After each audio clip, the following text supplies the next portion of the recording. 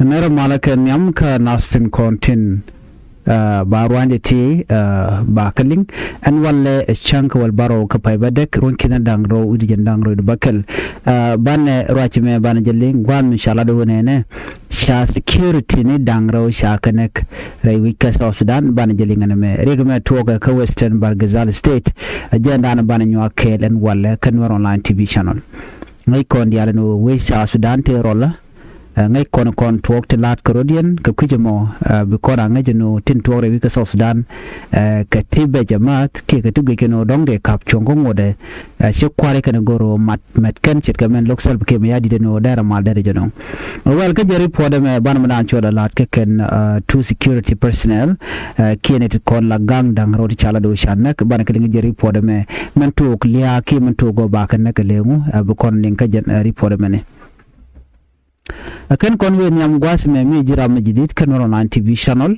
gore jen wo jen deri channel deri je support mi guje ka YouTube ku subscribe kam guje ka Facebook page ko gor no bi follow ko bi report TV kan chama la shub ke ka pet gwas dan pay ka bridge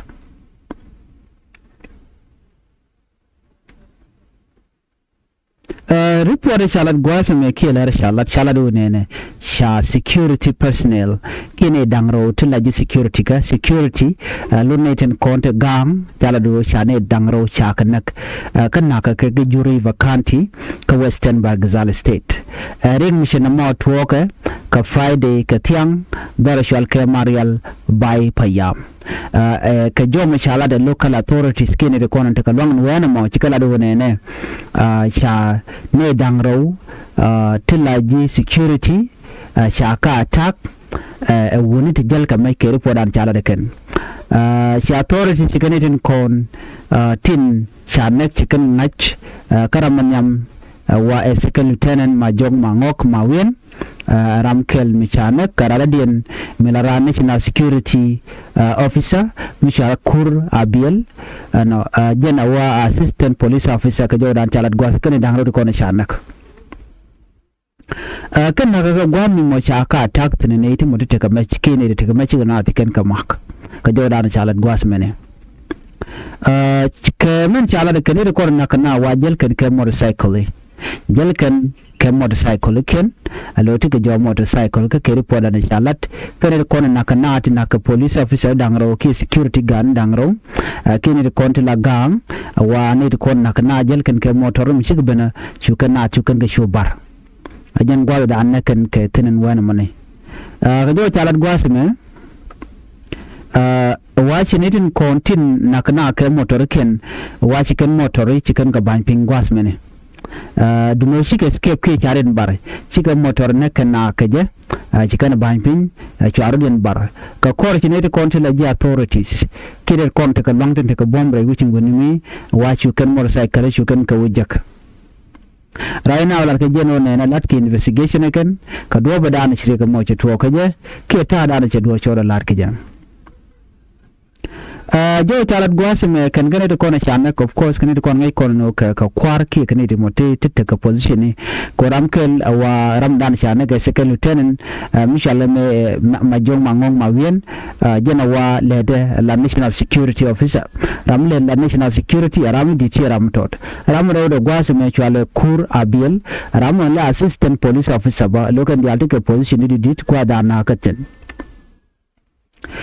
men china dir ke jelum jena gwasme tina sanu amu manakan ne tidit ke jamakine te kwar ko ge jeno dong de ko de tuok da wuche de tuok gwada nan te kwar tikitin ko ngai ke jeno en gwad mite national security tin la te ke gang tungwan shiramimo modere de tuok chede benten then do bidana kuna la concern temen wo amu manakane ti no kakane tidit mai kondi alla misha security officer mi charge nak and I think mala kana teach ka security situation and then when more na tini yo na kwa nan ne da kontil la security kana ta kontil ordinary citizen tincin ka lora ba de ka tik so right now ne me rim la rodan binimi karon mi chalat gwasa mi wane da ti tila security officer din chana chala do me bi kwa targane ka community ne ken ka jo mi chala da kan don tere te gwa da mo ke tere te lat kurdian kam community winimi don yin do bdana kwa target ke je ke report dana chala kane to awaka ne tibe ko community dadian ka jo dan jikalat gwasme don be ki jena ne to ne biga bilane don rive ndela la rive ke do mo mutual karan yin ke je kata dan cha jo shalat ke je gwasme ne bad ban yin najin wona ne titine ka allegation ne kudi kane ko nakana kan ka identify ka kwai ka gwada anti kitin ke gwada da na bigitin ajena da na kwala do ne ne United Continental Security big investigation bikana kore leka dan ka kore ana bikan fine bikana kula gore dan ba kula da no men le ro da jene ke do da na ka ni National Security Officer kana Assistant Police Officer ajen jawda na chala da kana mo County Commissioner Andana Kev Juriba County Michelle K Santino Manuda Kech Chelaro Nene Ajene Kane Dangro to Naka Kamarial by Payam Kerupo Michika Ladakan Kanate Kon Nakana Kane the Jelka motorcycle Chenyo on Yadbon one need a contin Nakanaka motorcycle Chicken motorcycle Kinikana behind being Charin Barguada and Chicken Chicken Ganak Chukarudian Chubaran Guatemala cha motorcycle to cha kanane ko ne takalbang cha nan ka police ke cha ka to